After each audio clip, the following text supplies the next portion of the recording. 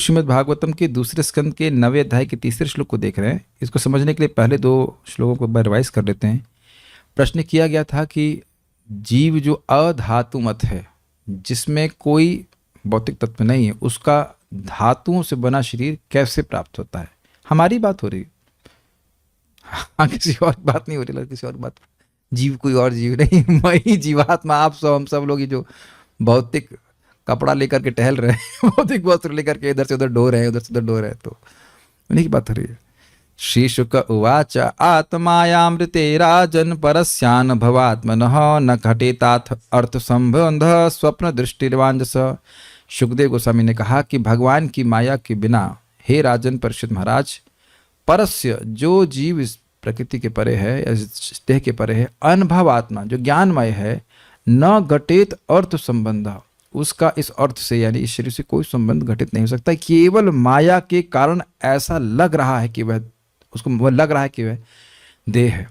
स्वप्न दृष्टि एवं अंजसा, अंजसा मतलब तत्वतः, तो वास्तविक तत्वतः कोई संबंध नहीं होता है, लेकिन स्वप्न की दृष्टा जिस प्रकार से अपनी पहचान स्वप्न में दिखने वाले व्यक्ति से कर लेता है, उस प्रकार से हो रहा है। और संसार का, अच्छा, जब हो जाता है तब क्या होता है, तो उस पे वह दूसरा श्लोक बोलते हैं, बहुरूप इवा भाति मायया बहुरूपया रममाणो गुणेश्वस्या ममाहमिति मन्यते।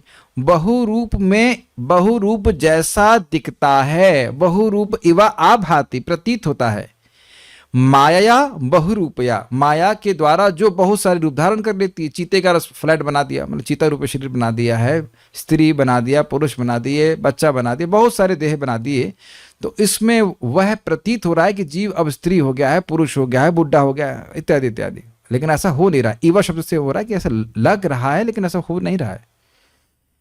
और रममाणो गुणेशु अस्या, अस्या शब्द स्त्रीलिंग में, अस्या मतलब इस माया के द्वारा जो गुण अर्थात देह आदि दिए गए हैं, जो गुणों की तरह बने, उसमें रममाण, उसमें मजे ले रहा है, कहे मजा लेने का प्रयास कर रहा है, रमण कर रहा है।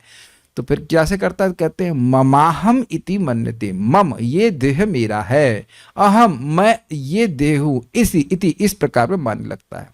तो ये सब तो माया का प्रभाव बताया। अब आज इस श्लोक में कह रहे हैं कि जीव क्योंकि पर है, दिव्य है, इसलिए वह माया से मुक्त भी हो सकता है। माया से मुक्त होकर के अपनी महिमा में प्रतिष्ठित हो सकता है। यह है श्लोक का विषय। ऐसा नहीं है कि माया कभी छोड़ेगी ही नहीं, लेकिन जब वो महिमा में स्थित हो जाएगा, कब छोड़ेगी जब छोड़ेगी, तो कब छोड़ेंगे, जब हम भगवान की भक्ति करेंगे। क्या हमारा फोन हमको परेशान कर रहा है? नहीं, मेरा फोन तो नहीं है, नहीं, शायद मेरा ही फोन था। Okay, so will stop here now. Stop me, stop this phone, not the class. तो जब माया से ये, जब जीव अपनी महिमा में स्थित हो जाता है, देखिए पहले इस श्लोक को सार में समझ लीजिए। जीव है कृष्ण का सेवक। कृष्ण की सेवा में जब वो नियोजित हो जाता है, अपने स्वरूप में स्थित हो जाता है, तो माया, तब उसकी अहम और मम भावना नहीं रहती है। क्या रहती है? मम कृष्णा, कृष्ण मेरे हैं, और अहम कृष्ण का दास, अहम कृष्ण दासस्मि, मैं कृष्ण का दास हूं। अहम और मम को आप काट नहीं सकते हैं। अहमता और ममता सही जगह स्थित हो जाती है। मैं कृष्ण का सेवक हूं, कृष्ण मेरे स्वामी हैं, इस तरह से वो अपनी महिमा में स्थित हो जाता है। देखिए बहुत सिंपल उदाहरण से आप समझ जाएंगे। श्रील प्रभुपाद जी कहते हैं कि हवाई जहाज में उड़ने वाला, जो हवाई जहाज उड़ रहा है, उसमें जो पेंच है वह भी हवाई जहाज है ना। बहुत सोचने वाला एग्जाम्पल है। क्यों रत्नेश लोग गलत तो नहीं कह रहे हैं? हवाई जहाज में लगा हुआ पेंच भी हवाई जहाज है या नहीं है? है, लेकिन वो पेंच ऊपर से गिर जाए तब उसकी कोई वैल्यू नहीं है। अच्छा, ये उंगली की तो काफी वैल्यू है ना हम सभी की। यस, छोटी सी उंगली आपकी छोटी बड़ी, तब तक जब तक शरीर में जुड़ी हुई है। शरीर से विच्छेद हो जाए तो तुरंत सड़ने लगती है, उसकी कोई वैल्यू नहीं। तो अब छोटे छोटे शरीर के कुछ छोटे से अंग में भी समस्या होती तो हजारों लाखों रुपए खर्च कर देते हैं। तो अब समझ में आ रहा है अपनी महिमा का अर्थ। अगर ये उंगली सेवा कर रही है, और आप ये देखेंगे कि हमारा हाथ और किसी की सेवा करे ना करे, अपनी देह की सेवा जरूर करता है कि नहीं? तो इसका स्वाभाविक गुण है कि वह देह की सेवा करे। तो शरीर की सेवा में अपनी महिमा में स्थित है तो उसका बहुत मूल्य है, और इसे हट गया तो फिर व्यर्थ है। तो जब जीव भगवान की सेवा कर रहा है तो अपनी महिमा में है, बड़े आनंद में है, वैकुंठ के पार्षद हैं, वो दिव्य देह को प्राप्त किए हुए हैं। लेकिन हम लोग यहाँ फजीयत में हैं, और इस जगत का कोई भी कितना भी महान व्यक्ति हो, कोई देवता भी क्यों ना हो, और वैकुंठ के पार्षदों के आगे कुछ भी नहीं है, क्योंकि उसका देह जो है भौतिक है और उनका देह पूरी तरह से चिन्मय है। तो जब भगवान की कृपा होती है, भगवान की भक्ति करता है, तब जीव को समझ में आता है कि मैं इस जगत का हूं ही नहीं, मैं तो कृष्ण का हूं, कृष्ण की सेवा करूंगा, ये बात है। ठीक है? तो तब वह इस देह में रमण नहीं करता, अपितु उसका मोह नष्ट हो जाता है और भगवान की सेवा में रमण करता है। श्लोक याद है? रमन्ते योगिनो नन्ते सत्यानंद चिदात्मनि इति राम पदे नासौ परब्रह्म अभिधीयते। रमन्ते योगिना अनंते, योगी जन अनंत सुख में रमन करते हैं। कहाँ? सत्यानंद चिदात्मनि, वो भगवान जिनकी आत्मा, जिनका विग्रह कैसा है? सत्यानंद है, ज्ञानानंद है, सत्य है, शाश्वत है। इसीलिए इति राम प्रदे नासौ असौ, इन भगवान को इस राम शब्द से पर ब्रह्म अभिधीयते, इस पर ब्रह्म भगवान को हम राम शब्द से अभिधीत करते हैं, इंगित करते हैं, क्योंकि उनमें योग्य जन असीमित आनंद में रमण करते हैं। तो ये महिमा हो गई ना जीवात्मा की, ये बात। तो अब आप मेरे पीछे बोलिए, ये है श्लोक का अर्थ कि जब जीवात्मा भगवान की सेवा करके अपनी महिमा में, अपने स्वरूप में स्थित हो जाता है, तो वह इस काल और माया के परे चले जाता है और वह सम्मोह से मुक्त होकर के भगवान की सेवा में लग जाता है। ये बात, ये श्लोक का मतलब है। अब उसका विस्तार आप देखिएगा। हम एक भक्त को समझा रहे थे, उनका रुचि है भागवत में, वो पाठ करते हैं, लेकिन वो स्वीकार भी करते, कोई उनका विरोध नहीं। मैं उनको समझा रहा था कि एक एक श्लोक पे आप विचार करेंगे तो श्लोक आपको ऐसे मान के चलिए कि सैलरी है, जैसे हर महीने में सैलरी आती है, बड़े खुश हो जाते हैं, हाँ ये सैलरी है, सैलरी आ गई, बैंक में जमा कर दिया। एक श्लोक भी आप ठीक से समझे तो पूरा जीवन ही चेंज हो जाएगा, एक श्लोक समझेंगे तो। और आप देखिएगा कैसे प्रथम स्कंद के श्लोक फिर यहाँ पे लौट लौट करके आएंगे टीकाओं में। आज हम पूरा नहीं कर पाएंगे, घबराइए मत, कल करेंगे, आराम से करेंगे, चिंता नहीं है। शाश्वत प्राणी, शास्त्र ऐसे पढ़िए कि लंबा जीवन, शाश्वत जीवन, लंबा नहीं शाश्वत जीवन, आराम से पढ़ेंगे। This is a very nice श्लोक। इस अध्याय के श्लोक ऐसे चलेंगे, डे 1, डे 2, डे 3, डे 4 चलता रहेगा, लेकिन बहुत अच्छे श्लोक है। तो चलिए मेरे पीछे बोलिए।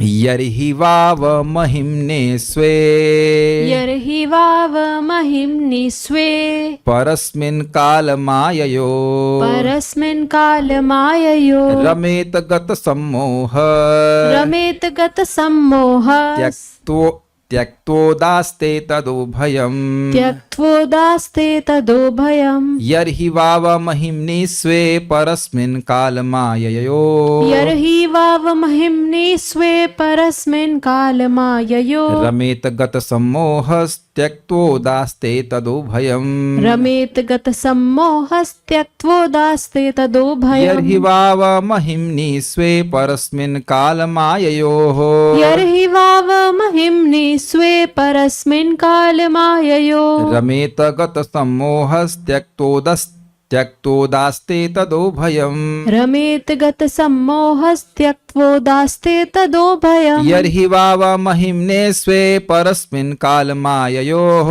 यर्हि वाव महिम्नि स्वे परस्मिन् कालमाययो, रमेत गत सम्मोहस्त्यक्तोदास्ते तदोभयम्, रमेत गत सम्मोहस्त्यक्त्वोदास्ते तदोभयम्। यर्हि वाव महिम्नि स्वे परस्मिन् कालमाययोः, यर्हि वाव महिम्नि स्वे परस्मिन् कालमाययो, रमेत गत सम्मोहस्त्यक्तोदास्ते तदोभयम्। रमेत गत सम्मोहस्त्यक्त्वोदास्ते तदोभयम्। बोलिए। यर्हि वाव महिम्नि स्वे परस्मिन् कालमाययो, यर्हि वाव महिम्नि स्वे परस्मिन् कालमाययोः, रमेत गत सम्मोहस्त्यक्त्वोदास्ते तदोभयम्। रमेत गत सम्मोहस्त्यक्तोदास्ते तदोभयम्। You understand? Good.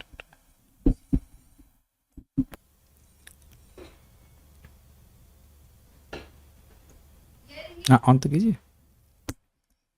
यर्हि वावमहिन्मि स्वे परस्मिन् कालमाययोः यर्हि वाव महिम्नि स्वे परस्मिन् कालमाययोः रमेत गतसम्मोहस्त्यक्त्वोदास्ते तदोभयम् रमेत गतसम्मोहस्त्यक्तोदास्ते तदोभयम्।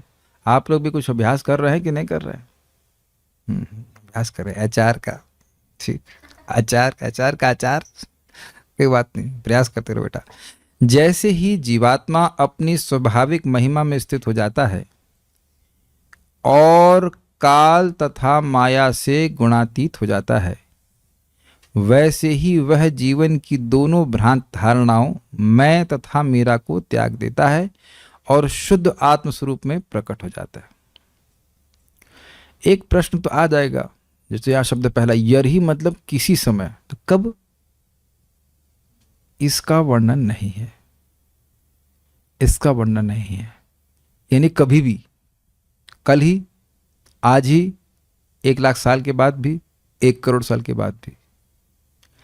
कुछ अगर आपने भगवत गीता के दूसरे अध्याय को सुना हो तो यहाँ प्रश्न था कि भाई ये स्थिति प्रज्ञ की स्थिति कब प्राप्त हो जाएगी? तो कहते जब प्राप्त हो जाएगी तब प्राप्त हो जाएगी। अब आप यह नहीं कह सकते कि कल नहीं हो सकती, और यह भी नहीं कह सकते कल हो ही जाएगी।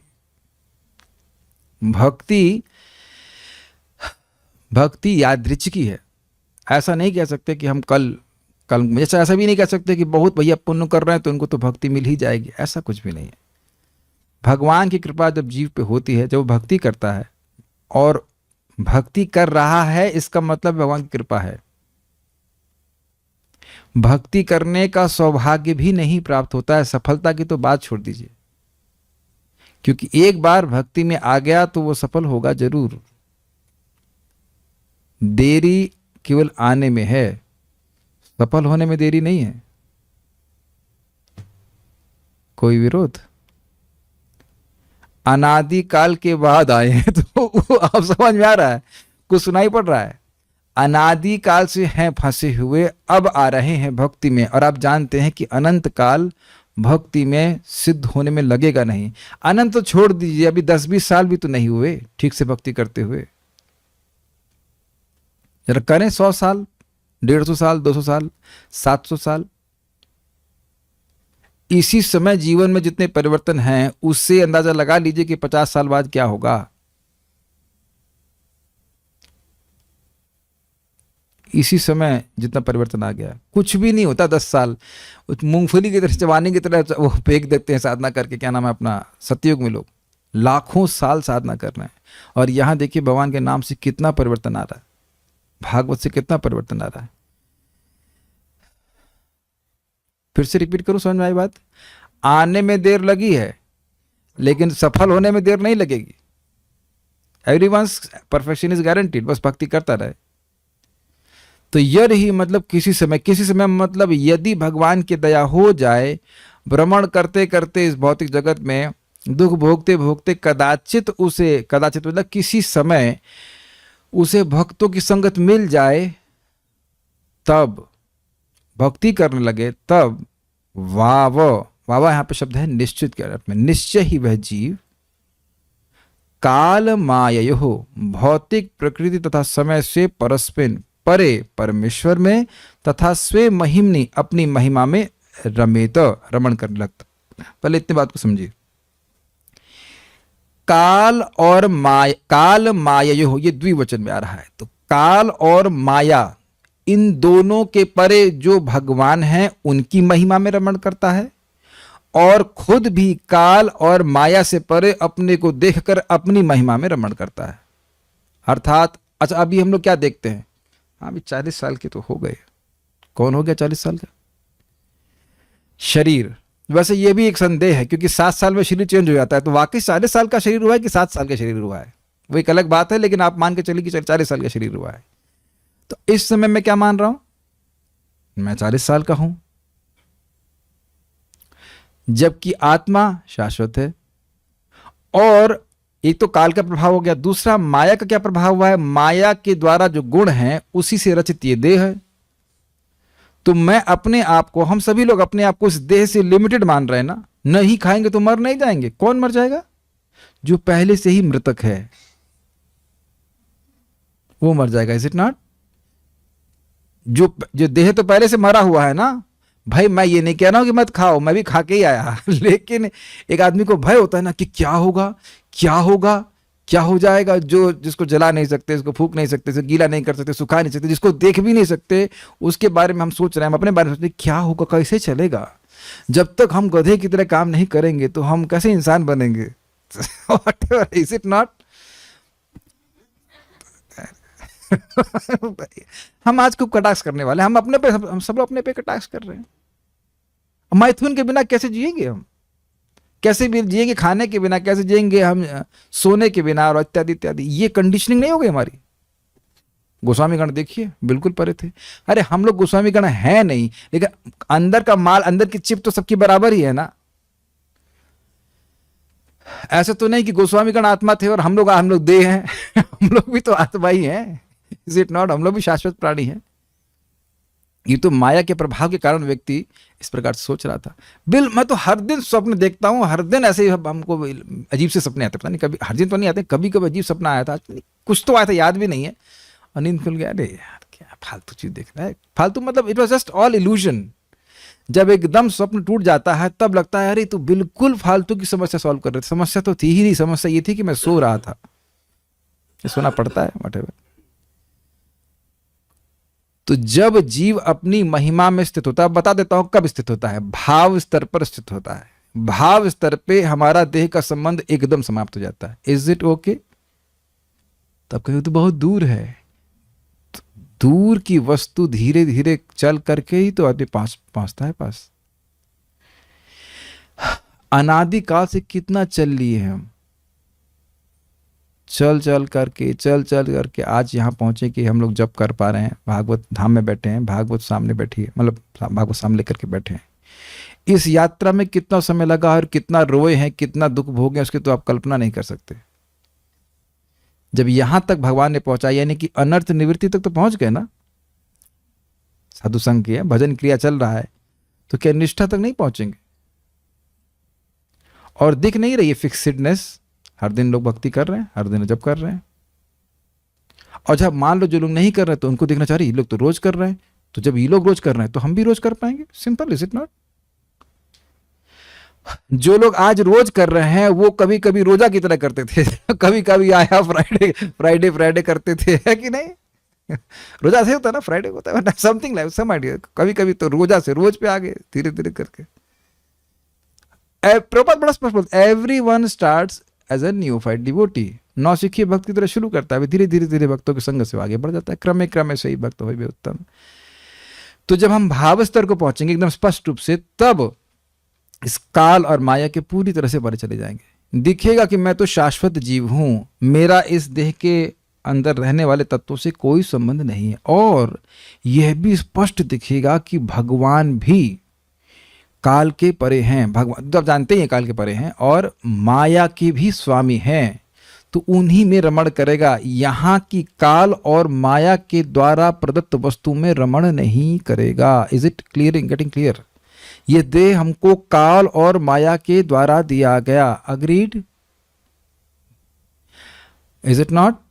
सभी को पता है ना वो काल जब हम लोग आविर्भाव हुआ था बर्थडे पता है ना सबको, वटेवर जो भी आपको है। तो वो काल के प्रभाव में और प्रकृति के तत्वों से युक्त एक शरीर दिया गया कि नहीं दिया गया, इसमें समझने में क्या कठिनाई है? तो उसी दिन से हम रमण करना शुरू कर दिए ना इस देह में, अपनी पहचान करने लगे, हम देह हैं इस प्रकार से। तो इससे पृथक रमण करेगा, अर्थात भगवान दिव्य हैं, मैं भी दिव्य हूं, मुझे भगवान की सेवा करने। इस देह से क्या मतलब है? देह का उपयोग जरूर करेगा भगवान की सेवा में जब तक वो देह में है, लेकिन पहचान नहीं करेगा। मैं स्कूटर, आप लोग स्कूटर से आए कि आप लोग स्कूटर हैं?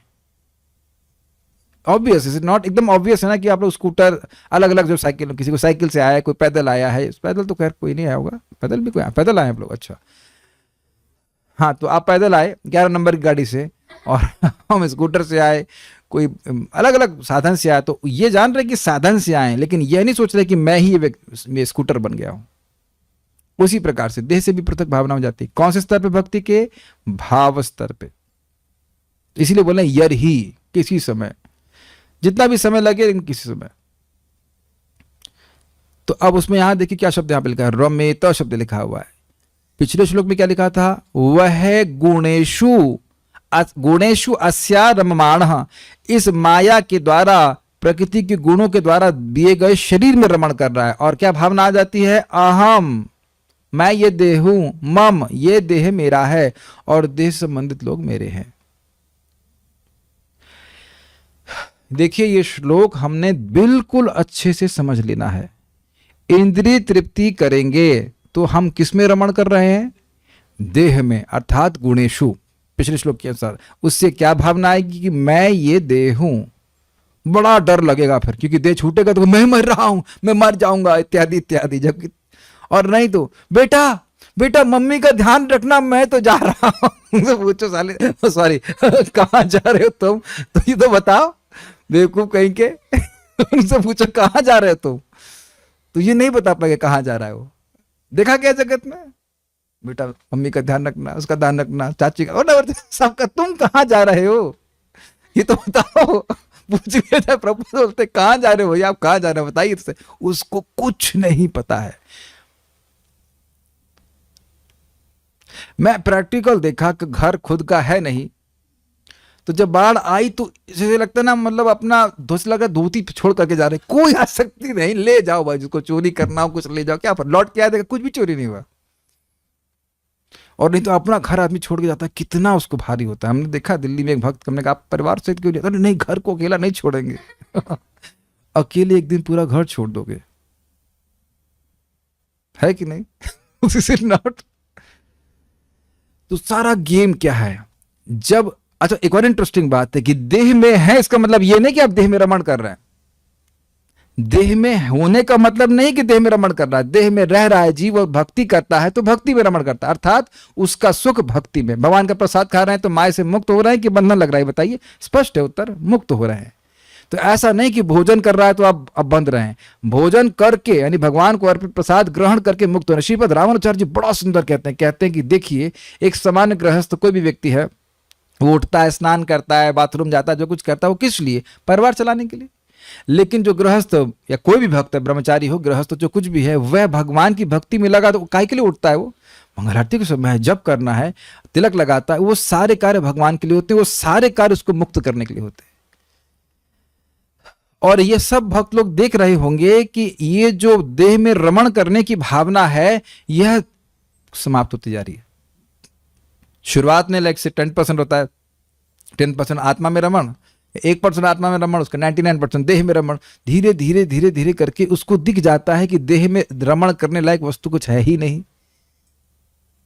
ये बात जब हम लोग शुरुआत में सुनते हैं सब बातें तो लगता है ये सब थियोरेटिकल है, और जब होने लगता है तो कहता है अरे ये तो सत्य है, ये तो सत्य है। अगर आप लोग को बात याद हो तो यही बात श्रीमन चैतन्य महाप्रभु ने रघुनाथ दास गोस्वामी को बताई थी कि देखिए जब उनसे मिलते हैं, दौड़ करके बच करके आते हैं, तो कहते हैं देखिए ये भोगों का स्वभाव ही है कि जब व्यक्ति भोग भोगता है, देह में रमण करता है, तो वो अपना एक कार्य करते हैं। पता क्या कार्य करते हैं, उस व्यक्ति को अंधा बना देते हैं। अंधा बना देते हैं क्यों? वो व्यक्ति यह नहीं देख पाता है कि यह वस्तु में शाश्वत नहीं है। आप सोचिए ना, हम कहीं किसी बैंक में पैसा डाल रहे हैं, वो कल बैंक बंद होने वाला हो तो डालेंगे? कोई डालेगा? कोई है सब बेवकूफ जो कहे कल ही भैया बैंक बंद हो रहा है, पैसे इन्वेस्ट कर दो, सारे पैसे इन्वेस्ट कर दो। क्यों? कल बैंक बंद हो रहा है, बैंक बंद हो रहा है कल। तो कहेंगे अरे बैंक उठा पूरा है तो उसमें पैसे क्यों इन्वेस्ट करेंगे, है ना? आप SBI में या कहीं पे लगाएंगे, कोई एजेंट नहीं, मैं बोल रहा हूं कि कहीं जो स्टेबल है वहां लगाएंगे ना आप पैसा, जहां एकदम विश्वास नहीं है कि कल वो वस्तु रहेगी नहीं, उसमें पूरा इन्वेस्टमेंट कर रहा है। आप मेरी भाषा सब समझ ही लोगे मैं क्या कहना चाहता हूं। तो जब व्यक्ति, आप लोग सब भक्त हैं, समझते हैं, मैं समझता हूं याद भी रहता होगा कि हर दिन एक बार तो शायद याद कर लेते हो कि आज मृत्यु आ सकती है। ये आ जाता है, मतलब अगर भक्ति करते रहे तो इतना तो याद रहता है कि आज मर सकते हैं। डर नहीं लगता, लेकिन कम से कम अनासक्ति का भाव रहता है कि जितना भी इकट्ठा किया सब छोड़ के चले जाएंगे।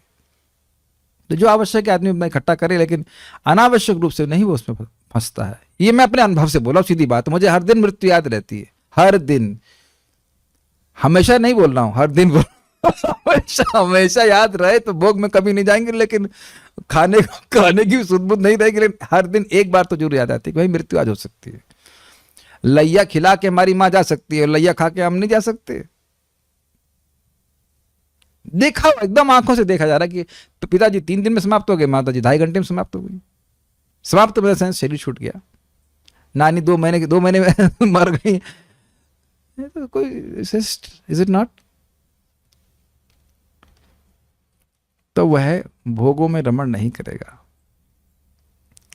तदा तो क्या करेगा? तदा उस समय गत सम्मोह भ्रांत धारणाओं से मुक्त होकर उभयम त्यक्त्वा, उभय का मतलब होता है दोनों, तो दोनों प्रकार की भ्रांत धारणा को त्याग देगा। क्या? कि मैं ये देह हूं या ये देह मेरा है। दो अलग अलग प्रकार की धारणा है। कुछ मेरा वाली कम है। अगर मैं ये मान रहा हूं कि ये मेरा देह है तो अज्ञान थोड़ा कम है। जैसे बोला मेरा स्कूटर है, स्कूटर मेरा भी नहीं है, लेकिन ये मानना कि चलो मेरा स्कूटर है तो कुछ ठीक है, कुछ कम है। लेकिन मैं ही स्कूटर मानने लग गया तो ये बहुत बड़ा ज्ञान हो जाएगा, है कि नहीं? ये बात है। तो इन दोनों भ्रांत धारणा को त्याग कर वह उदासते, उदासते मतलब उदासीन, उन दोनों धारणाओं से निर्लिप्त पूर्णतः शुद्ध स्वरूप में विद्यमान रहता है। उदासते का अर्थ है पूर्णतः शुद्ध आत्म स्वरूप में प्रकट हो जाता है। यह एक विज्ञान है, भक्ति करने से प्रकाशित हो जाता है। इस बात को थोड़ा समझने का प्रयास कीजिए। उसका संबंध भगवान के नाम से बहुत गंभीर रूप से है। श्रील प्रभुपाद समझाते हैं कि भगवान का नाम साधक के हृदय में सूर्य के समान प्रकाशित होता है। इसका क्या मतलब है? आप जानते हैं कि शुरुआत में सूर्य बिल्कुल नहीं दिखाई पड़ता है, और अगर इसको अनुभव करना है तो आप सुबह देख सकते हैं। सुबह बाहर जाकर थोड़ा टहल के जब कीजिएगा तो दिखाई पड़ेगा सूर्य कैसे उदित होता है। एकदम एकदम बढ़िया एग्जाम्पल दिया जा रहा है। तो सूर्य धीरे धीरे करके उदित होता है। पहले सूर्य भी नहीं आता है, केवल इसकी रोशनी आती है, और उसी से अंधकार नष्ट हो जाता है, चोरों का भय नष्ट हो जाता है। इसे कहते हैं नामाभास। और फिर धीरे धीरे धीरे करके उदित होता है, और फिर आप देखेंगे, आप देखना कभी एकदम से सूर्य चेंज हो जाता है। इन द सेंस उसकी जो लालिमा है जो एकदम चेंज होती है, पूरा प्रकाशमान हो जाता है। आप लोग प्लीज अगर हो सके तो कल देखिएगा, बड़ा इंटरेस्टिंग लगता है देखने में। धीरे धीरे उदित हो रहा है, एकदम हल्का हल्का हल्का हल्का हल्का, और एट सम पॉइंट पूरा अंधकार नष्ट कर, अंधकार तो पहले नष्ट कर दिया, लेकिन पूरे तेज से प्रकाशित होता है। ऐसे ही समझ पा रहे ना मैं क्यों एग्जाम्पल दे रहा हूं? किसी समय भक्ति कर रहे हैं, ग्रेजुअली एकदम से अब्रप्ट चेंज नहीं आते, धीरे धीरे करके परिवर्तन हो रहा है, और एक समय में हम देखेंगे पूरा ज्ञान नष्ट कर देते हैं भगवान। और इसी को चैतन्य चरितामृत में श्लोक कोट किया गया था, कहते हैं नाम भानो, नाम को भानु सूर्य से तुलना की जा रही। लेकिन मान लो कोई सुबह 4:30 बजे उठे, कहते हैं सूर्य तो है, चलो रजाई ओढ़कर फिर सो जाते, तो अब उसको सूर्य नहीं दिखेगा। One has to continue chanting, नाम उच्चारण करते रहना चाहिए। हरे कृष्णा कृष्णा कृष्णा हरे हरे, हरे राम राम राम हरे हरे। भागवत भी ऐसे सूर्य के समान है। अब सुनते रहिए, जाप करते रहिए, सुनते रहिए, बड़ा प्रभाव होता है। इस समय वस्तुतः मैं और कोई भक्ति नहीं कर रहा, केवल 2 ही भक्ति कर रहा हूं, एक नाम जप और कीर्तन, और भगवान के भागवत का श्रवण, और ऑब्वियसली प्रसाद तो मैंडेटरी, तो खाना ही पड़ेगा, क्या कर सकते, उसको मना नहीं कर सकते, प्रसाद तो खाना ही है। एंड दिस इज कंप्लीटली, मैं अपना अनुभव बता रहा हूं कि भाई हमको ये पूरी तरह तृप्त कर दे रहा है, which is actually told, Bhagavat में बोला गया, प्रभुपाद बोल रहे हैं कि श्रवण कीर्तन से ही व्यक्ति पूरी तरह से, हम ये नहीं कह रहे कि बहुत बड़े भक्त बन गए कुछ है, लेकिन भक्ति में पूरी तरह तृप्त करता है। इसके बिना तो बहुत मुश्किल है जीना। कि भागवत डिस्कशन में से हरिद्वार गए थे तो वो एक दिन काटना भारी हो जाएगा, आज शाम को क्या करें क्या बताइए, how can we live without this? So ये 2 बहुत प्रबल साधन है। इसका प्रभाव तुरंत होता है। तो मुझे पूरा विश्वास है कि जब दूसरे स्कंद तक काफी फायदा हो रहा है, तो 10वीं 11वीं तक तो पहुंचते तो बहुत अज्ञान नष्ट कर देगी भागवत। और जब श्लोक फिर से देखिए, श्लोक समझने का प्रयास। यद ही वावा, किसी समय निश्चित ही, स्वे महिम ने, जब जीव अपनी महिमा में, परस्पिन, वो जीव कैसा है? परे है। किससे परे है? काल और माया से, उससे परे। और सेकंड स्लैश अर्थ क्या है? स्वे महिम ने, भगवान की महिमा में, जो कि काल और माया के परे हैं, उसमें रमेता, रमण करने लगता है, मतलब भक्ति ही करता है, भक्ति उसको अच्छी लगती है, तब वो गत सम्मोह, उसका सारा मोह नष्ट हो जाता है। त्यक्त्वा तद उभयम उदासते, उन दोनों भावनाओं को, गलत धारणाओं को त्याग करके उदासीन, अर्थात ना तो वह मैं की भावना से प्रभावित होता है, ना मेरा की भावना से प्रभावित होता है। मैं कृष्ण का सेवक हूं और मुझे कृष्ण की सेवा करनी है। इस प्रकार से रह करके और उदासते शुद्ध आत्मस्वरूप में रहता है। तो आप देख लीजिए, ये सेल्फ रियलाइजेशन का प्रोसेस समझाया गया है कि नहीं, और उसमें ना नाक दबानी है, ना व्हाटएवर कुछ शीर्षासन लगाना, कुछ नहीं करना। भगवान का श्रवण कीर्तन करने से भगवान की भक्ति जैसे जैसे बढ़ती जाती है, व्यक्ति को ये साक्षात्कार अपने आप होता है। ऐसे समझ लीजिए, जैसे जैसे भक्ति बढ़ती जा रही है वैसे वैसे भक्ति का रस बढ़ता जा रहा है। जैसे जैसे भक्ति का रस बढ़ता जा रहा है तो व्यक्ति भक्ति में ही रमण करेगा। अब जब भक्ति में ही रमण करेगा तो भोग में रमण बिल्कुल नहीं करेगा। तो जब भोग में रमण नहीं करेगा तो मैं और मेरा की भावना जिससे बढ़ रही थी उसमें आई, वो उसमें फंसेगा ही नहीं। और इधर भक्ति का प्रभाव ऐसा है कि भक्ति अब उसका अज्ञान नष्ट करती जाएगी, एक समय में आके पूरा अज्ञान नष्ट और उसको अपना स्वरूप प्राप्त हो जाएगा। ये है सिस्टम। तो हम तो ये सोचते थे बिना भागवत पढ़े कैसे व्यक्ति समझेगा कि कर क्या रहा है। एक दोष भक्तों का जरूर हो सकता है, सोचते हमारे 16 माला हो गए, अब हम कुछ भी करेंगे, वी कैन डू एनीथिंग, बस अब भगवान से अब अगले 22 घंटे तक हमारा कोई नाता नहीं है। बट ऐसा नहीं है।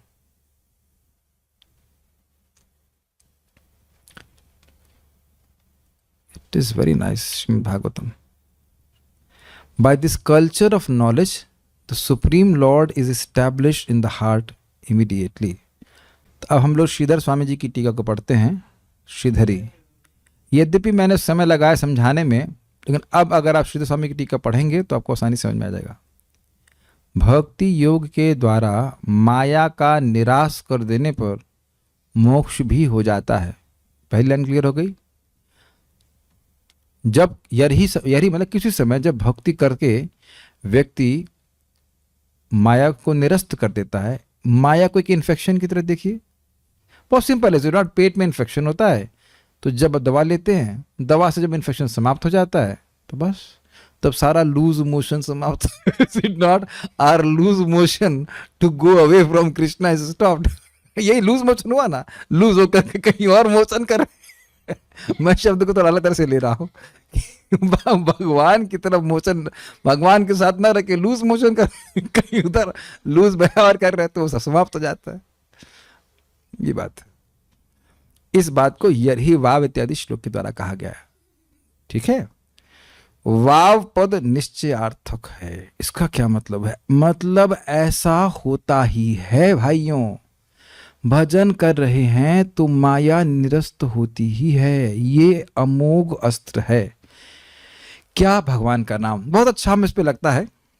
भगवान का एक नाम है गदाग्रज। ज्यादा जातु नाम गदाग्रज श्लोक आया था ना, यत कर्णोपेतो हो, एक शब्द भूल रहे हम लोग, ना यत कर्ण परोपेतो, ऐसे कुछ तो है। जातु नाम गदाग्रज श्वविड वराह ओष्ठ खरह संस्तुतः पुरुषः पशु न यत कर्ण उपेतो जातु नाम गदाग्रज। वह व्यक्ति ऊंट है, गदा है, और कौन से तो कुत्ता है और सुअर, मल खाने विष्ठा खाने वाला सुअर है, जो ऐसे लोगों की संस्तुति करते हैं जिनके कान पे भगवान का नाम कभी नहीं आया। तो कौन सा नाम कहते हैं? गदाग्रज। इसका मतलब है गद प्लस अग्र प्लस ज, जो गद के बड़े भाई हैं, एक अर्थ। दूसरा अर्थ है गद मतलब, गद का मतलब होता है बीमारी, और अग्रजा मतलब बीमारी के सामने जो उपस्थित होकर उसको नाश कर देता है। भगवान का नाम अविद्या रूपी बीमारी के सामने उपस्थित होकर उसका नाश कर देता है, इसलिए भगवान को गदाग्रज कहते हैं। तो ये भगवान का नाम निश्चित ही इस अविद्या रूपी बीमारी जो माया के द्वारा है उसका नाश कर देता है। ये वाव का अर्थ है। निश्चय मतलब कभी संदेह नहीं करना चाहिए कि क्या मुझको आत्म साक्षात्कार मिलेगा। मुझको मतलब हम सभी लोगों को क्या मिल सकता है? क्या इस हरि नाम से सब कुछ हो जाएगा? हाँ जी, हो जाएगा। बड़ी बड़ी बीमारियों की छोटी छोटी गोलियां होती हैं। प्रभुपाद जी कहते हैं इस बात को, होम्योपैथी की दवा होंगी 5-5 ड्रॉप पीजिए, खाइए, और महान महान बीमारी को ठीक कर देती है।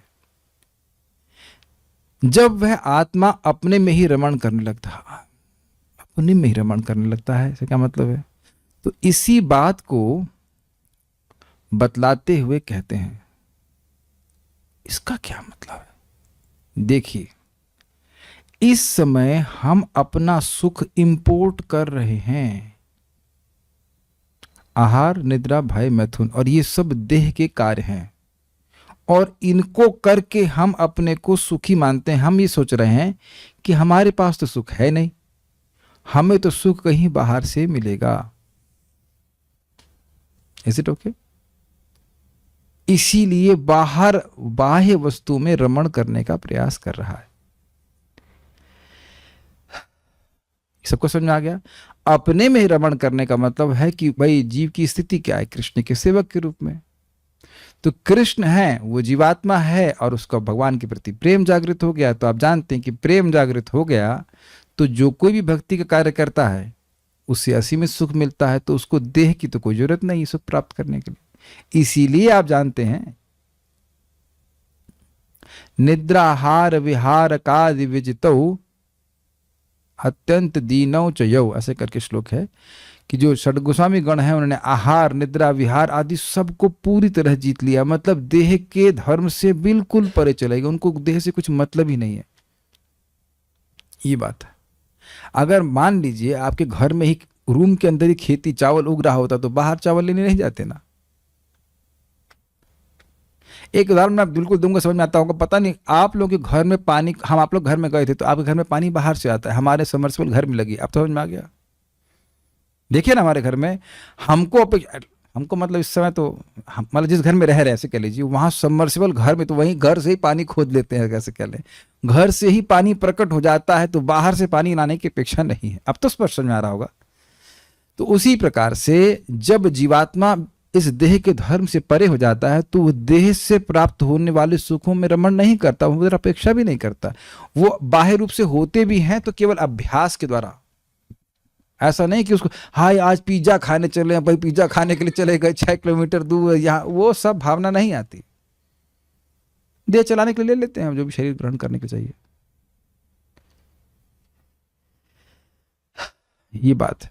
तो अपने में रमण करने का मतलब है भगवान की भक्ति में ही रमण करने लगता है, तो फिर वो देह में रमण नहीं करता। तो इसी बात को बतलाते हुए कहते हैं, जब वह काल तथा माया अर्थात प्रकृति और पुरुष से परे अपने में रमण करने लगता है तो वह अहम तत्व और ममत्व इन दोनों को त्याग कर उदासीन हो जाता है, अर्थात वह पूर्ण रूप से अवस्थित हो जाता है। ये बात एकदम नहीं समझ में होगी। काल और माया अर्थात प्रकृति और पुरुष, पुरुष कहां से आ गया इसमें? पुरुष मतलब पुरुषावतार। तो आप जानते हैं कि पुरुषावतार किन शक्तियों का उपयोग करते हैं सृष्टि में? वेरी गुड, अब समझ में आ गया लिंक। काल शक्ति, जीव शक्ति और माया शक्ति, 3 चीजें होती हैं। तो माया शक्ति तो हो गया प्रधान, बाहर कीजिए उसको, किनारे कीजिए। भगवान तो अलग है ही, और जीव शक्ति तो जीव शक्ति हो गई। अब कौन सा बचा? काल शक्ति। तो कह रहे हैं इसलिए काल शक्ति को यहाँ पे पुरुष कहा जा रहा है, क्योंकि काल शक्ति जो है वो भगवान पुरुषावतार की, महाविष्णु की इच्छा शक्ति है। तो अब यह बताएं कि जीवात्मा पर काल का प्रभाव होता है क्या?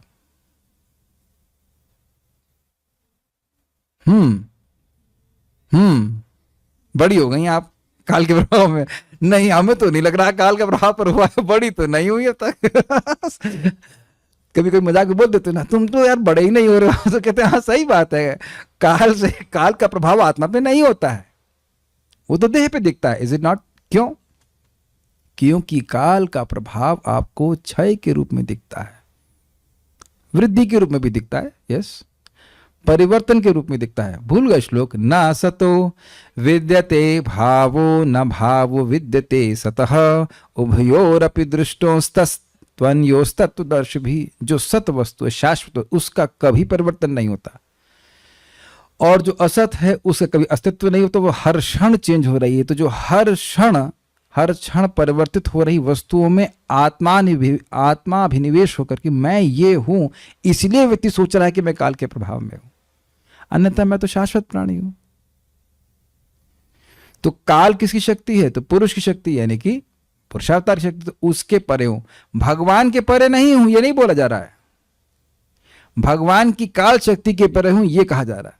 और इसको आप यमराज जी के मुख से सुनेंगे, ना वयम ना वयः, ना तो भक्त मेरे अधीन है और ना काल के अधीन है। और आप जानते हैं इस बात को कि जो कुछ भी हमने देह से इकट्ठा किया वो काल काट देगा, और जब किया है वो, गॉट इट, समझ में आ गया। आप जो भी भक्ति कर रहे हैं, भागवत सुन रहे हैं, जब कर रहे हैं, प्रसाद खा रहे हैं, उसका जो भी पुण्य, जो भक्ति इकट्ठी हो रही है वह काल के प्रभाव में नहीं है।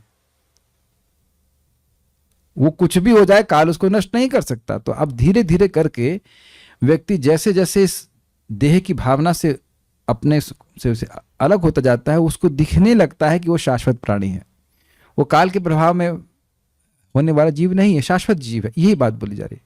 इसीलिए कह रहे हैं प्रकृति और पुरुष से परे अपने में रमण करने लगता है। अच्छा, एक और बात है, प्रकृति और पुरुष में से अपरे ना होकर रमण करने का क्या मतलब है? वही प्रकृति और पुरुष ने मिलकर क्या किया?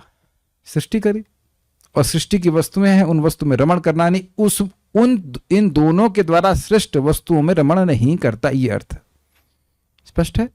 ठीक है। जूम के भक्तों, आप लोगों को मेरी बात समझ में आ रही है? यहाँ पे जो लिखा है, आज तो सब लोग बड़े शांत लग रहे हैं, बड़े परेशान से लग रहे हैं। ओहो ओहो, सब बहुत दुखी हो गए कुछ ज्यादा ही फिलॉसफी हो गई लग रहा है। हम इस श्रीधर स्वामी की टीका को पढ़ करके रुक जाएंगे। आप इसको अभी, आप मौका है, खूब पढ़िएगा आराम से, और टीकाओं को भी पढ़ के आएंगे तो फिर समझ में आ जाएगा। बहुत अच्छी है अगली वाली टीका पर डाइजेस्ट नहीं होगी। तो आज इतना ही करके हम छोड़ देंगे, ठीक है। ऐसा प्रथम स्कंद में पहले ही कहा जा चुका है कि यया सम्मोहितो जीव आत्मानं त्रिगुणात्मकं परोपि मनुते नर्थम तत्कृतम चाभिपद्यते। जीवात्मा तीनों गुणों से अतीत होते हुए भी इस बहिरंगा शक्ति के कारण अपने आप को भौतिक पदार्थ की उपज मानता है और इस प्रकार भौतिक कष्टों के फलों को भोगता है। समझ में आ गया? हम लोगों का इस जगत से कोई मतलब नहीं है, इस देह से भी मतलब नहीं, लेकिन माया से प्रभावित होने के कारण केवल देह से ही मतलब रखते हैं और अपने से मतलब रखते ही नहीं है। ये भी बात है। यानी कि यह एक मनोमय मानसिक कल्पना है। याद आ रहा है आपको? क्या श्लोक है? इसी तरह का श्लोक था ना, प्रजाहाति का, प्रजाहाति यदा, यहां था यरही, और यहां पर बोल यदा गीता में, प्रजहाति यदा कामान सर्वान पार्थ मनोगतान आत्मन्य आत्मना तुष्ट चित्त प्रज्ञस्तुच्चित। ऐसे सेम श्लोक। अब देखो, गीता पढ़ने से फायदा हुआ ना। प्रजहाति यदा कामान सर्वान पार्थ मनोगतान, हे पार्थ, जब वह सारी मन से उत्पन्न होने वाली इच्छाओं को त्याग देता है। स्वरूप से उत्पन्न होने वाली इच्छा जो कृष्ण की सेवा, उसको नहीं त्यागा जा सकता क्योंकि वो स्वरूप से उद्भूत है, लेकिन मन से उद्भूत होने वाली, आइसक्रीम खा के मैं सुखी हो जाऊंगा। एक वक्त पिज्जा खा के आए, कहते दांत टूट गया, इतना स्ट्रांग था, तो मन में इच्छा ये थी ना कि वाह वाह खाएंगे, बड़ा आनंद होगा, ये होगा, लेकिन मतलब दांत टूट गया, मतलब दांत में दर्द हो गया। ऐसे करके हम ये खाएंगे, हम वो खाएंगे, ये खा लेंगे, वो कर लेंगे, ये कर लेंगे, यहाँ घूम लेंगे, वहां घूम लेंगे, ये सब मनोगत इच्छा से कोई आत्मा कुछ मिलने वाला नहीं है। एक भक्त बता रहे थे कि वो विदेश गए, तो कहने मैंने कहा क्यों गए? कहते वही जाके देख ले कि वहां भी वैसा जैसे भारत में है। बहुत सही बात है, सिंपल सी बात है, वहां भी वही है, वहां यहाँ भी कोई अंतर तो है नहीं, वही पेड़ पौधे सारा कुछ इसी तरह से। तो जब मतलब जब, कब नहीं, जब जीव अपने आप को देख लेता है कि भाई सब तो मनोगत इच्छाएं से कुछ नहीं मिल रहा हमको। और क्या आगे श्लोक है? आत्मन ने आत्मनः तुष्ट, आत्मा में, आत्मा के द्वारा, शुद्ध मन के द्वारा संतुष्ट होकर के आत्मा में ही संतुष्ट रहता है। तो वही श्लोक यहाँ पे आ गया, आत्मा के कार्यों में ही संतुष्ट रहता है, वो है अब देह में नहीं देखता। तो जब मन से फंस करके व्यक्ति भौतिक कार्यों करने लग जाता है तो वो अपने आप को मानता है कि वो देह है। बार बार ही बात घूम फिर के वही घुमा फिरा की बात आ जाएगी कि परो अपि मनुते अनर्थम, यद्यपि वह पर है, इससे, इस देह से परे है, फिर भी मान रहा है कि वह देह है, इसलिए अनर्थों को प्राप्त होता है। तो फिर अनर्थ कैसे जाएंगे? अनर्थोपशमम साक्षात भक्ति योगम अधोक्षजे लोकस्य जानतो विद्वांस चक्रे सात्वत संहिताम। बहुत अच्छे श्लोक की चर्चा हम लोग पहले कर चुके हैं। अनर्थ उपशमम, अनर्थों का शमन हो जाता है। कैसे? साक्षात भक्ति योगम अधोक्षजे, अधोक्षज में, भगवान कृष्ण में भक्ति करने से। इसके दो अर्थ हैं। अनर्थों का साक्षात उपशमन हो जाता है अधोक्षज की भक्ति करने से, और अनर्थों का उपशमन हो जाता है साक्षात भगवान की भक्ति करने से। दो अर्थ में, एक भगवान की भक्ति करने से साक्षात आपको अनुभव होगा कि भाई अनर्थ नष्ट हुए, हो रहा है कि नहीं हो रहा है, हो ही रहा है।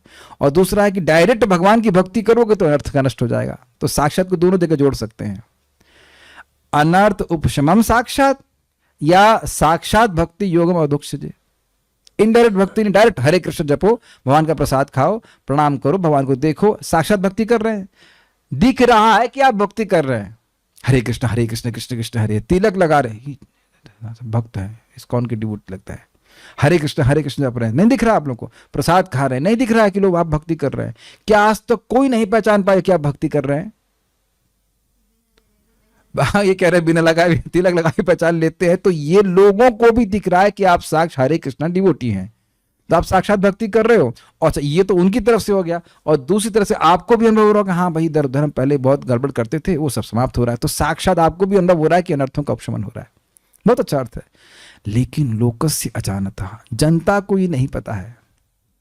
लोकस्य अजानता, लोग नहीं जानते हैं, इसलिए विद्वान, विद्वान कौन? व्यासदेव। व्यासदेव जो अत्यंत विद्वान है, उन्होंने चक्रे सृष्टि करी, किसकी? सात्वत संहिता। सात्वत मतलब भगवान के भक्त, उन लोगों के लिए संहिता, परमहंस संहिता का निर्माण किया। तो एक बात आप समझ रहे हैं, टीका में जो श्लोक कोट किए जा रहे हैं, अनर्थ, ये अनर्थ है कि जीव मम और अहम में फंसा हुआ है। एक भक्त ने महाराज से पूछा कि महाराज जब भगवान हृदय में तो दिखते क्यों नहीं है? तो कहते हैं हाँ ये बात तो सही है, अच्छा प्रश्न है, क्योंकि भगवान का अनुभव तो सबसे पहले होना चाहिए, सबसे पहले हमारे हृदय में बैठे हुए हैं, लेकिन क्यों नहीं दिखता? क्योंकि इसी अहम और मम में फंसा हुआ व्यक्ति जीव। तो सोल्यूशन भी इसका यही, भगवान की भक्ति करने से। जीव के भौतिक कष्ट जिन्हें वह अनर्थ समझता है, भक्ति योग द्वारा प्रत्यक्ष रूप से कम किए जा सकते हैं, खत्म भी किए सकते हैं, किंतु अधिकांश जन इसे नहीं जानते। इसलिए विद्वान व्यासदेव ने इस वैदिक साहित्य का संकलन किया जिसका संबंध परम सत्य से है। इस पे मैं कुछ बोल के रुकूंगा। दवा सामने भी हो, नहीं पता है तो दवा आपके पास नहीं है। Is it okay? अमृत भी सामने हो और नहीं पता हो कि अमृत है, एज गुड एज नथिंग। इसीलिए श्रीमद् भागवतम का रोज श्रवण करना जरूरी है। कि अगर भागवत क्लास नहीं सुन रहे हैं तो उधर एक आंटी जी की ट्यूशन पढ़ रहा है माया देवी ना, वो बढ़िया से ट्यूशन, वो तो 24 घंटे, आओ बेटे इधर आओ, अब तो जूते मारूंगी और तुमको ट्यूशन भी पढ़ाऊंगी। वो ट्यूशन देती ही रहती है। क्या ट्यूशन? तुम दे हो समझ आ रहा है तुमको? समझाया नहीं है तुमको? तुम नहीं समझा, ये ले पीट, तो पीटेंगे। समझ नहीं रहा है? तू आत्मा नहीं है, तू कृष्ण के दास नहीं है, तू मेरा दास है, तू दे है। यही ट्यूशन दे रही ना माया? जी हाँ। उस ट्यूशन को भूलने के लिए आवश्यक है कि व्यक्ति इस पाठशाला में आए, सुने। नहीं तो आप ही बताइए कि क्या भागवत सुबह से खुली? बड़ा मुश्किल है, बहुत रेयर कोई भक्त खोलेगा भागवत। और हम भी इसीलिए खोलते हैं कि अन्यों को खुलवाना है मतलब दूसरों को पढ़ाना है, तो इसलिए हमारी भी भागवत खुल जाती है।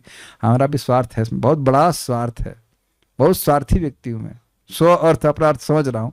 तो निवेदन है कि इस प्रकार से लोग समझते रहे। आप लोग को शायद ही कुछ तक थोड़ा सा भारी लगा हो, मुझे नहीं पता। अगर पढ़ेंगे इसको तो आप और समझ पाएंगे। आगे टीकाओं को पढ़ के आएगा तो बहुत अच्छा लगेगा। कोई प्रश्न किसी भक्त का देखता हूँ। लोग कहते हैं भक्ति के अलावा भी कुछ करते हो। मेरी बहन की लड़कियां बोलती है मामा तो केवल पूजा करते रहते हैं तो उनको भी समझ में आ रहा है कि हमें भक्ति करना चाहिए।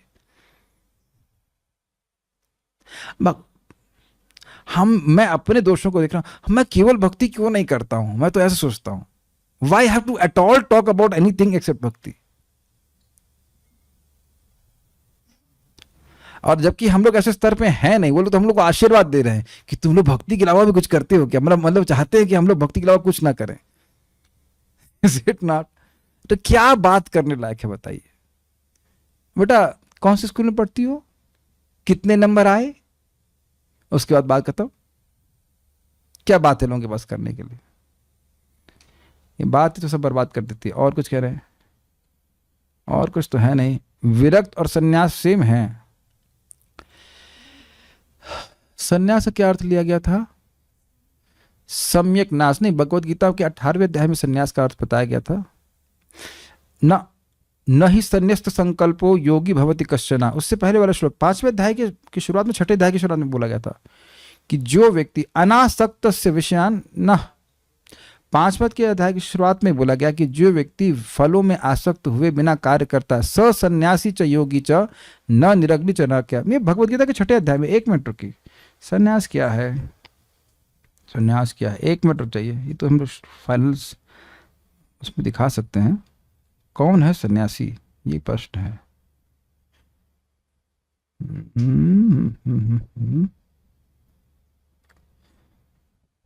सन्यास कौन लिया है? अनाश्रित कर्म फलम कार्यम कर्म करोति यह स सन्यासी च योगी च न निरग्नि न चाक्रिया। जो अपने कर्म फल का आश्रय लिए बिना कार्य, और जो उसके लिए कार्य हम करो, मतलब ये मेरे लिए निश्चित कर्तव्य उसे करता है, वह व्यक्ति सन्यासी है और वही व्यक्ति योगी है। ये समझ पा रहे हैं? कोई व्यक्ति अपना कर्तव्य नहीं कर रहा है, भक्ति के कार्य नहीं कर रहा है, लेकिन अगर भक्ति और दूसरा व्यक्ति भक्ति के कार्य कर रहा है, अपने कर्तव्य भगवान के प्रति कर रहा है, लेकिन उसके बदले में कोई भौतिक लाभ नहीं चाहता है, तो वह व्यक्ति सन्यासी है। ये अर्थ है श्लोक आपके सामने, भगवान ही बोल रहे हैं। Is it okay? सो ये है। और विरक्त का मतलब क्या हुआ? विरक्त का मतलब हो गया is detach from sense gratification, simple. अनर्थ निवृत्ति होती है तब ज्यादा क्रोध आता है क्या? वाओ, ये कैसा प्रश्न हुआ भाई? अनर्थ है क्या? काम, क्रोध, लोभ, मोह, मद और मात्सर्य, 7वां तो कोई अनर्थ हम समझ नहीं रहे हैं। तो जब क्रोध कम होगा तो क्रोध बढ़ेगा, ये कैसा प्रश्न है भाई? इसका मतलब है कि अनर्थ आप समझ नहीं रहे हैं। अनर्थ का मतलब यही है ना, काम, क्रोध, लोभ, मोह, मद, मात्सर्य। तो क्रोध कम होगा तो क्रोध बढ़ेगा कैसे? क्रोध बढ़ रहा है, इसका मतलब है कि कुछ गड़बड़ हो रहा है। या तो फिर ये हो सकता है कि हम मानने लग गए हैं कि हम डिवोटी हो गए हैं। ये भी एक कठिनाई है कि व्यक्ति मानने लगता है कि हम डिवोटी हो गए हैं। हम एक बात को समझा रहे थे भाई, हम ऐसे व्यक्ति नहीं हर चीज पे झगड़ा करते रहेंगे या हर चीज पे क्रोध करते रहेंगे, उससे मेरा टाइम खराब होता है ना। गलती किससे नहीं होती? क्या हमसे गलती नहीं हो रही है? गलती के अलावा हो क्या रहा है? गलती होती है, तुम्हें कौन सी बड़ी बात है? ठीक है, लोग सब प्रयास कर रहे हैं, भक्ति कर रहे हैं, क्या है उसमें? हर चीज के लिए तो नहीं पकड़ा जा सकता ना किसी को। थोड़ा सा चिल रहिए। चिल और चिली में खाली आई का अंतर है। Is it not? Remain chill, don't be chilly. Is it not? अपने दोषों को आदमी देखेगा तब समझेगा कि वो दूसरों पे क्रोध करने से क्या होगा। धीरे धीरे सब ठीक हो जाता है। Okay, so no more questions, will stop here. एक बात बोलूंगा, महाराज ने बहुत अच्छी बात बोली। कहने देखिए, पाप तो एक ही नाम से कट जाते हैं, खत्म, जीरो फूंक देते हैं भगवान। अनर्थ नष्ट होने में टाइम लगता है, और अनर्थ भक्तों की संगति से ही नष्ट होते हैं। बार बार भक्तों की संगत में आएंगे तो भक्ति करेंगे, नियमित रूप से भक्ति करते जाएंगे, तभी अनर्थ नष्ट होंगे, वासनाएं नष्ट होंगे। ये आप प्रैक्टिकल देख लीजिएगा।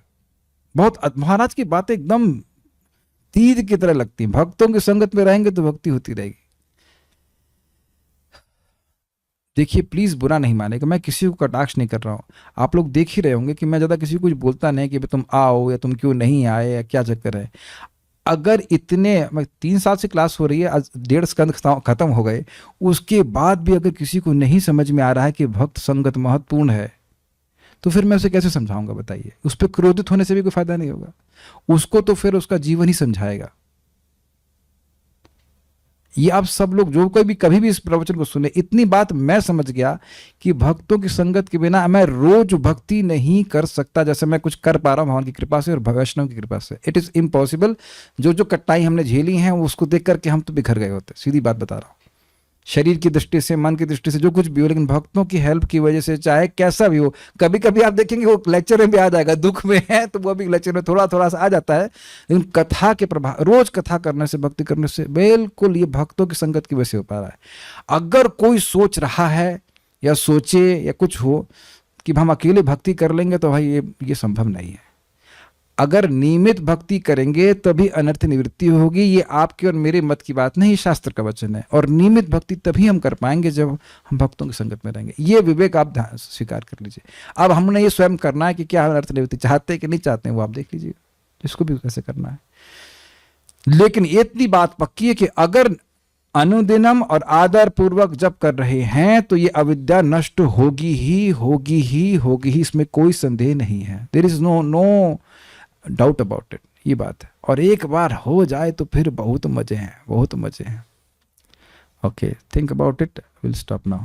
श्रीमद् भागवतम की जय, श्रील प्रभुपाद की जय, निताय गौर प्रेमानंदे।